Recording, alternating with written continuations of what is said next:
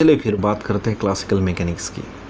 अभी इससे पहले हमने जाना कि फंक्शन को हम किस तरीके से यहाँ पे इंटरप्रिटेट करते हैं।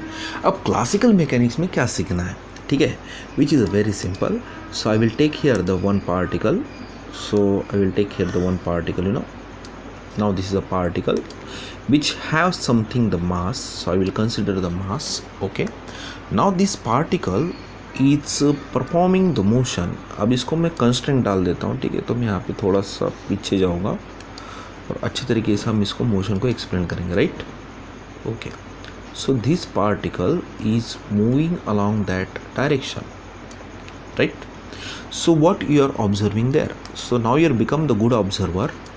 जब आप एक गुड ऑब्जर्वर बनते हो तो आपको पता है ना, इसको मास है, यहाँ पे I will take the positive x axis पे इसका मोशन चल रहा है, राइट। तो आप इससे रिलेटेड क्या क्या निकाल सकते हो, तो मुझे बताएंगे। इसको मास है, इसको इस डायरेक्शन में वेलोसिटी आ सकती है, इसी डायरेक्शन में डिस्प्लेसमेंट आ सकता है बोल रहा हूँ मैं, ठीक है। We are not confirm, right, we are in the state of the imagination, right. So यहाँ पे एक्सेलरेशन भी फॉर्म हो सकता है, ठीक है, साथ में साथ मोमेंटम भी फॉर्म हो सकता है, साथ में साथ इस पे फोर्स भी मैं निकाल सकता हूँ। तो ये सब सारी चीज़ें यहाँ पे चल रही है, ठीक है। तो जब आप ऑब्ज़र्व कर पाते हो एक पर्टिकुलर ऑब्जेक्ट को और उसके मोशन को और उसके स्टेट को, तो आप उसका ईजिली फिजिकल क्वांटिटीज जो कि मोमेंटम है, that is a product of mass into velocity होता है, ठीक है। So you can write into the form of the derivative, that is a rate of change of displacement with respect to time here, right. So ये आप निकाल सकते हो। उसके बाद अगर आप देखते हो तो एक्सेलरेशन भी आप निकाल सकते हो। You can take the derivative, that is a dv by what dt, right. So you can take the double derivative format in terms of the displacement, that is the d square x by what dt square, right. So ये भी आप निकाल सकते हो। उसके बाद आप force भी तो निकाल सकते हो, that is a m, that is a d square x by what dt square. So what is a differential calculus, ये भी एक डाउट बच्चे ने पूछा है, जो कि अभी फ़िलहाल के लिए हायर लेवल पे स्टडी कर रहा है अच्छे इंस्टीट्यूट में। तो मैं उसके लिए एक वीडियो ज़रूर बनाऊंगा, लेकिन अभी नहीं, ठीक है। अभी सही वक्त नहीं है। जब हम नीट रिलेटेड और जेई रिलेटेड कंटेंट को स्टार्ट करेंगे तब मैं आपका बेसमेंट पहले सिरे से यहाँ पे स्ट्रांग बनाऊंगा, ये मेरा प्रॉमिस है, राइट। सो यहाँ पे क्लासिकल मैकेनिक्स की बात हो रही थी।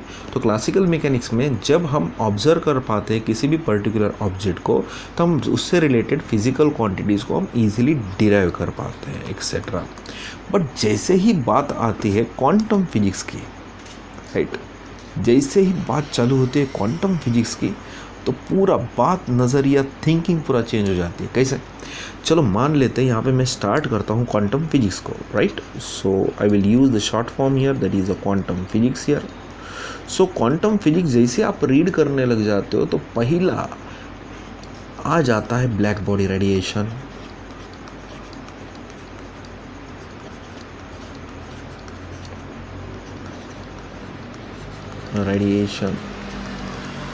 राइट। उसके बाद अगर आप देखते हो तो आ जाता है that is photo electric effect. तो इसलिए इजीली जंप करना क्वांटम फिजिक्स पे, it is not quite very simple, ठीक है। तो फिलहाल के लिए मैं दो इफेक्ट आपको समझा देता हूँ और वेव फंक्शन हम किस तरीके से एसोसिएट कर सकते हैं तो उसके बारे में बताऊंगा, ठीक है। तो यहाँ पे ब्लैक बॉडी रेडिएशन आप किसको बोलोगे? चलो इसको मैं थोड़ा एक्सप्लेन कर देता हूँ यहाँ पे, ठीक है।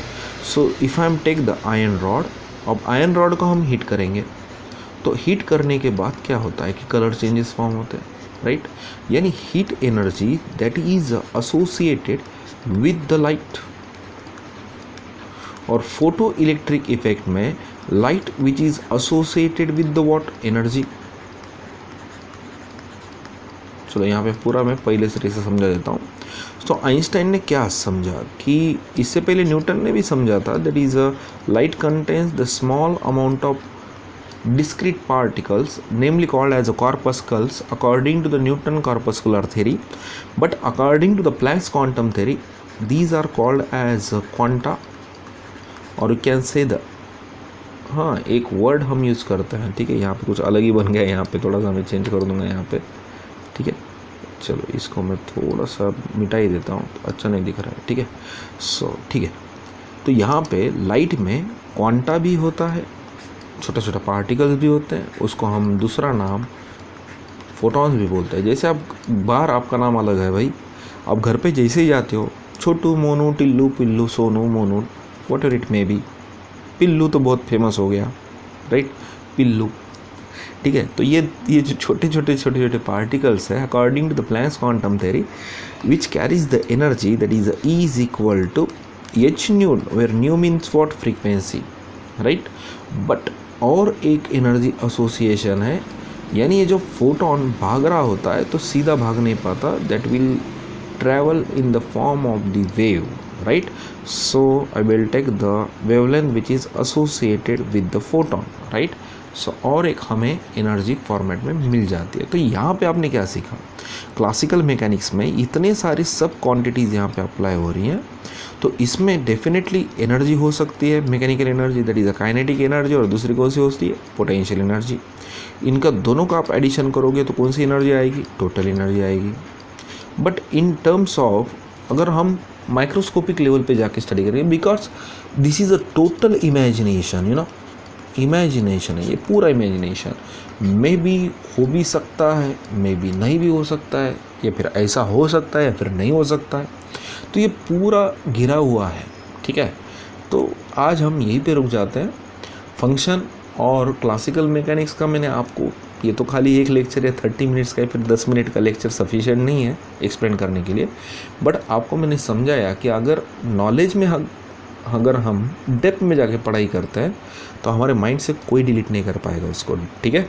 तो फिलहाल के लिए यही रुकते हैं, और नेक्स्ट वीडियो में जानेंगे किस तरीके से हम वेव फंक्शन को अटैच कर देंगे, ठीक है, पार्टिकल के साथ, और डी ब्रॉगली हाइपोथेसिस किस तरीके से हमें वो सिखाता है, ठीक है। तो फिलहाल के लिए यही रुकते हैं, नेक्स्ट वीडियो में मिलते हैं नेक्स्ट लेवल एनर्जी के साथ, राइट। सो यहीं पे स्टॉप हो जाते हैं आज, डन, ओके।